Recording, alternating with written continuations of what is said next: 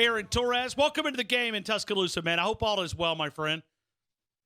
Ryan Fowler, I'm doing well. How are you? I'm good, man. Just, let me tell you what we're doing today, okay? What are we doing? No, the Braves, which is kind of like the local team. We don't have a professional Sure. team in the state of Alabama. So we're somewhat Braves fans around here, just a little bit. And so what we're doing is we're taking that as the worst loss in Braves history, right? It's 13-1. I mean, you got smacked by the Cardinals, a 10 spot in the first inning. And we're asking you the worst loss that you've been a part of in sports. Aaron Torres, put your sports hat on. What's the worst loss that your team has ever experienced?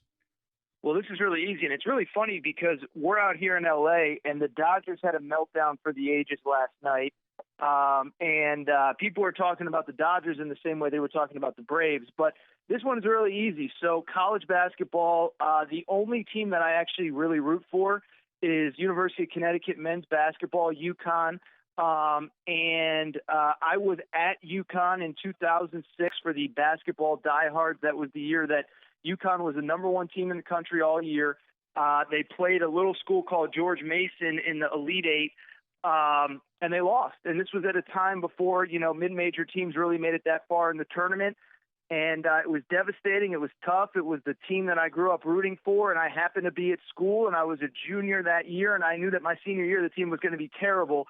So that was the chance for there to be a championship kind of under my watch and under my regime. And so, I'll never forget it. I know where I watched the game, my reaction. And, Ryan, I love college football. I love college basketball. That's probably, as best I can remember, the only year where I really didn't watch the Final Four. It was just a little too tough to watch that year. Man, Aaron Torres, that sounds bad. Well, we're eliminating Santa Clara. Alabama fans cannot choose Santa Clara because I think every single one of them would say that Clemson defeat. They kicked our butt up and down the field. We didn't even feel like we were in it at halftime. A lot of people will tell you that they thought that Alabama still had a chance. I didn't think they had any chance. Clemson was just dominating the Crimson Tide. Hopefully that bitter taste is still sitting in a locker room with 85 players as they work their way to New Orleans. Yeah, can I say really quick, I'm really interested in this weekend, but I have to get this off my chest, Ryan. I feel like this is the venue to do it. I think, and I may have said this on one of our previous conversations, but I think that we as a society, we're in such a rush to go to the next big thing in sports, right? Nick Saban can't just be dominant. It's got to be, is Dabo better? What about this Lincoln Riley guy? Tell me about Ryan Day. It's like, no. You ask any program in America, they'd still take Nick Saban if they had to win a big game tomorrow. I feel like we're doing this with Tua, man. Tua, I looked at the stats the other day, and you know them. You can recite them, Ryan. 76% completion percentage, 23 touchdowns, 0 interceptions. And I just feel like nobody's talking about Tua nationally. I think it's much sexier to transition over to Jalen Hurts at Oklahoma or Joe Burrow at LSU. I'm telling you, there isn't a college football coach in America that if they had the choice between Joe Burrow and Tua Tagovailoa, 130 out of 130 would take Tua. And I just think that we live in this society where we got to move on to the next flashy thing. And, we can't just talk about LeBron. We can't just talk about Nick Saban. We can't just talk about the guys that have been there for a while. We have to find the new thing. And it's driving me crazy. I feel like no one besides me and the listeners of this show and the people of Tuscaloosa realize just how awesome Tua's been this year. Aaron, are you trying to fire us up? I know that you bring the energy, you bring the heat, but you've been listening to this show this week, have you not? If some way if you get downloaded the Tide 100.9 app and you're listening to us, because this has been the conversation this week. I didn't even know that.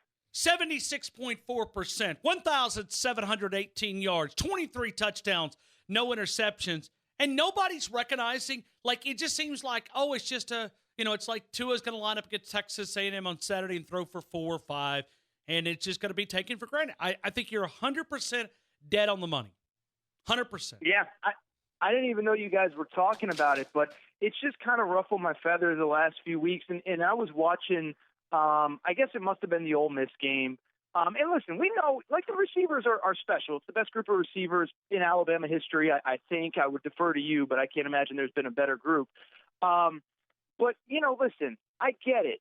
I get that he's got good wide receivers, but I just think, yeah, man, like I didn't even know you guys were talking about this, but I just think we live in this world where we always have to be looking out for the next best thing, and we can't just, a guy just can't be great every single year in and year out. And I'm just watching that Ole Miss game, and I'm saying to myself, what doesn't this guy do? I mean, he's pinpoint accurate. He can throw from the pocket. He can throw on the run. He's making these crazy throws when tacklers are coming his way. And I just think that because he did very similar things last year, that everyone's just ready to move on. And listen, I'll say this. I don't want to tear down Jalen Hurts because I don't want to turn this into a Jalen versus Tua thing. We spent 18 months doing that. I don't want to say that what he's doing isn't impressive, but like it's amazing to me that we just gush over Jalen Hurts when every quarterback that Lincoln Riley has is basically is literally, and it's not even a figure of speech, it's literal, is a Heisman Trophy caliber quarterback. And the other thing too, Ryan, and again, I'm not trying to tear down Jalen, and I hope it doesn't come across this way, but that guy lost his starting quarterback job to Tua, and it was never even close in getting it back. And so what that says to me, Nick Saban's behind the four walls of the practice facility every day watching these guys, and in Nick Saban's eyes, it was never close. But now because Jalen Hurts has maybe the best offensive coach of his generation, we got to spend all this time gushing about Jalen Hurts, and he's so great, and oh, my God, Heisman Trophy. And it's like, no, he's phenomenal. Credit to him. He did everything right at Bama. He was the consummate teammate. When Bama needed him last year against Georgia, he stepped up.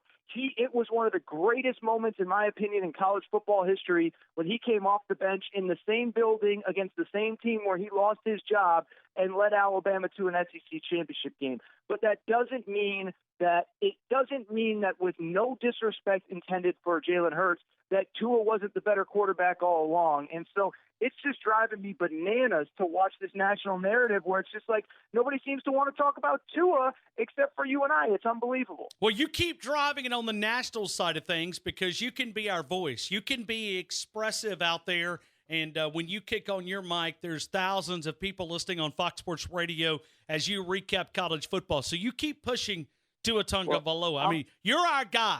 You're our guy on the front lines. I'm going to go on a tweet storm for the century. If he does what I think he's going to do against Texas A&M, I am going to do a tweet storm for the century. So all your listeners be ready. And then, of course, I'll obviously go on Fox Sports Radio and talk about it. I mean, I talk about it on my podcast quite a bit, but I promise that it will start on Twitter. It will build steam into my overnight Saturday show, my post-game recap show with Arnie Spanier. And I'm going to force Tua down America's throat because it's unbelievable the lack of respect this guy is getting. Man, oh my heavens! I mean, you're firing us up, Aaron Torres. All right, so let's go. Let's go to this weekend for college football as we work. First off, let's stick with that Alabama. You really think it's going to be a beatdown? You think it's not going to be close? I mean, you feel like Texas A&M? They're not a top 25 team. If they're a top 25 team, then we're not a very good college football in 2019. So you're 100% right. Listen, I think there's SEC bias and then there's backlash against SEC bias. I think the SEC is clearly the best conference of college football. I don't think it's even a debate, but I do think there are instances where teams do get elevated because they play in the SEC, and Texas A&M is one of them. I mean, listen, they got crushed by Clemson. They lost to Auburn at home. And you look at their wins, Arkansas, whoever. They're very unimpressive. And so I look at this game, Ryan, and maybe I'm totally misjudging things here. I think it's a Bama blowout. And listen, I've been watching Bama games. I'm not just saying it because I'm on your air. But, yes, the Bama defense has struggled. But I'll tell you this. I looked it up this week, Ryan, because I want to see if my eyes were telling me the truth.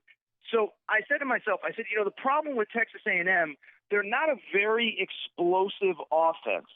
And so I went to look up, how many big plays have they had this year? Plays of 30 yards or more on offense from scrimmage. They have the same number as Tennessee.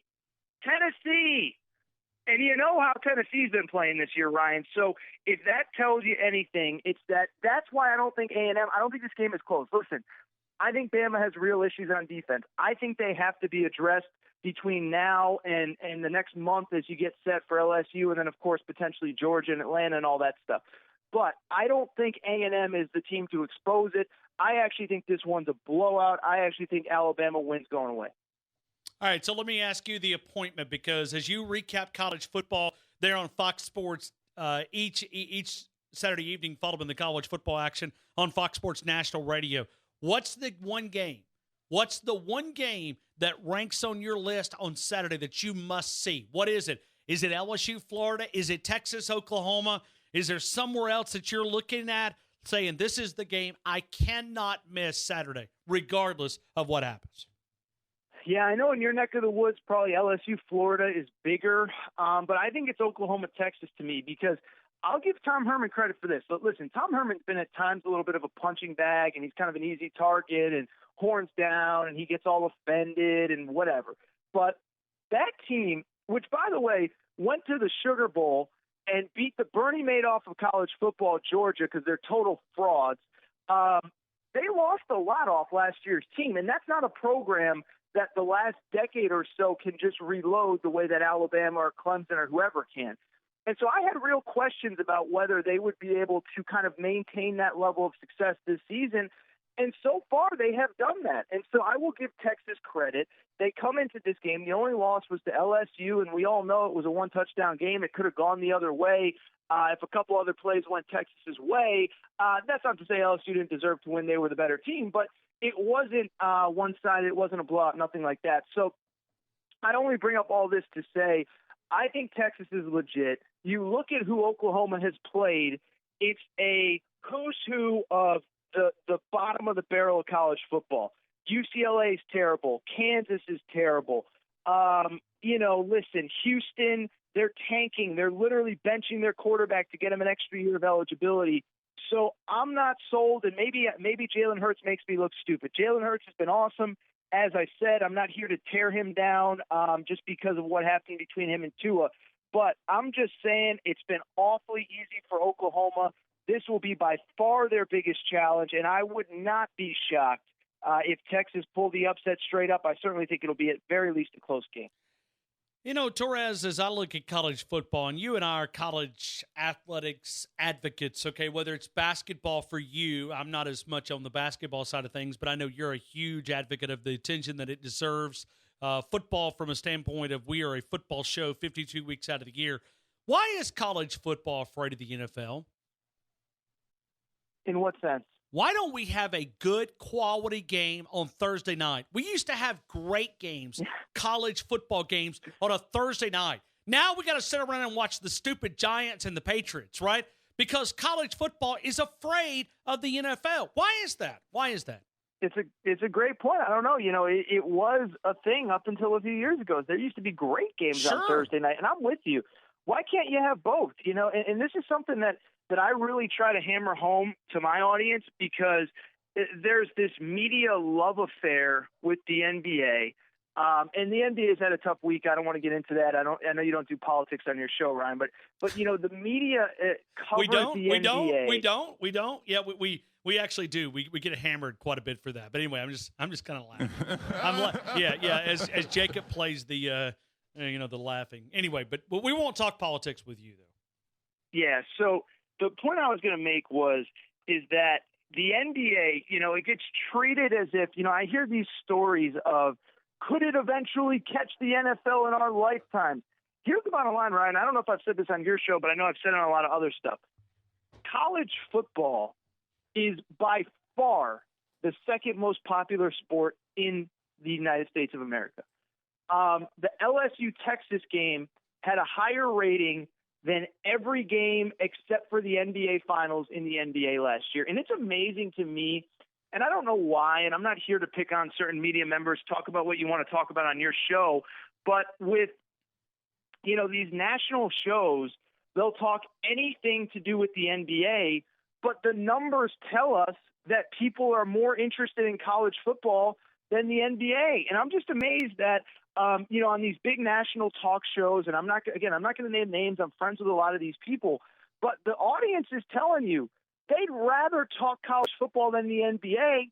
Yet until we get till a few weeks before the playoffs, nobody's talking college football at all. Now, I will give credit to some of the shows on Fox. Joe Klatt will come in and he'll do some segments. And I think that Fox does a better job of this than some of the competitors. But it just amazes me, these national shows.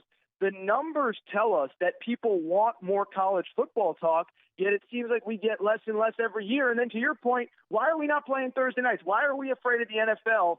I think college football should go back to broadcasting some of those games. Yeah, I mean, I remember you'd flip on the television and it would be really big college football. And now we've kind of we've went to Friday night with some of your networks there. Fox is really giving a Friday night football, and it's good.